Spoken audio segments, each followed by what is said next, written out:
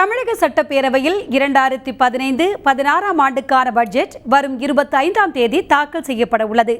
இதில் இடம்பெற வேண்டிய சலுகைகள், அம்சங்கள் குறித்து பல்வேறு துறையினரும் முன்வைக்கின்ற கோரிக்கைகள், எதிர்பார்ப்புகள் என்ன என்பதை இப்போது பார்ப்போம். 57,000 பேர் மின் இணைப்புக்கு மனு செய்திருக்கிறார்கள். 10,000 பேர் சீனியாரிட்டி பட்டியலில் இருக்கிறார்கள். அவர்களுக்கு மின் இணைப்பு கிடைக்கவில்லை.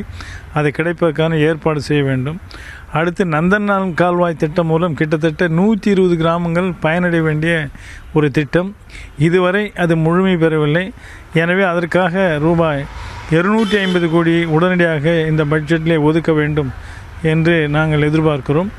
அதுவல்லாமல் இரவை பாசனத்தை நம்பி இருக்கிற ஒரு மாவட்டம், ஆற்று பாசன பகுதியிலேயும் கூட மணற்கொள்ளை அதிகமாக நடக்கிற காரணத்தால் ஆற்றிலே நீர் வரத்து குறைந்து, ஊற்றும் குறைந்து ஒரு மிகப்பெரிய வறட்சியை நோக்கி இந்த மாவட்டம் தள்ளப்பட்டிருக்கிறது. எனவே மணல் கொள்ளையும் உடனடியாக தடுத்து நிற்கப்பட்டு ஆற்று பாசனத்துக்கான ஏற்பாடும் செய்ய வேண்டும். நெடுஞ்சாலை அதிக தூரம் உள்ள மாவட்டம் இந்த மாவட்டம். ஏறக்குறைய 130-140 கிலோமீட்டர் இந்த மாவட்டத்திற்குள்ளே தேசிய நெடுஞ்சாலை வருகிறது.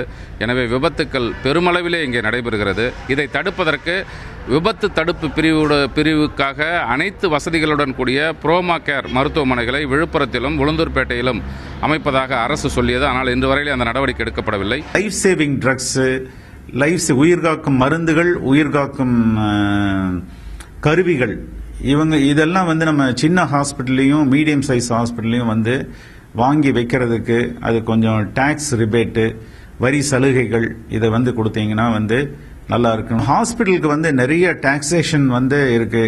இபி இருக்கு, பில்டிங் டாக்ஸ், கமர்ஷியல் டாக்ஸஸ், நிறைய ஒரு 20 டாக்ஸ் இருக்கு.